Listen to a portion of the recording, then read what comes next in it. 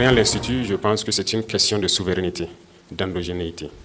Et quand on parle de souveraineté, il faut comprendre dans tous les sens.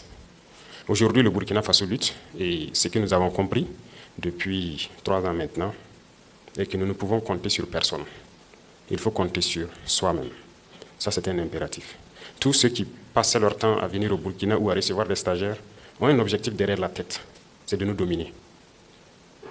Il y a un endoctrinement qui ne dit pas son nom, mais ils prennent de l'ascendant sur vous lorsqu'ils vous encadrent. Et lorsque nous avons décidé de marcher seuls, tout le monde nous a abandonnés, on nous a fermé les portes. Certes, depuis 2 ans, beaucoup d'États sont revenus, commencé à rouvrir des portes de stage et tout, mais nous avons décidé de nous prendre en charge nous-mêmes. Et moi, je sais que je peux compter sur tout un chacun de vous. Nous avons aussi de l'intelligence, nous avons cette capacité de développer nous-mêmes nos différentes institutions, de donner la formation qu'il faut, d'autant plus que, si c'est en termes d'expérience, nous en avons.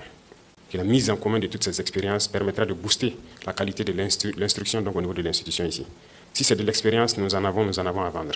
Et d'ailleurs, ça me permet donc de rebondir sur cette question du contenu de la formation, qui doit aussi évoluer. Certes, il y a cette formation classique, mais il faut que nous ajoutons quelque chose d'autre en lien avec nos retours d'expérience que nous avons de notre guerre.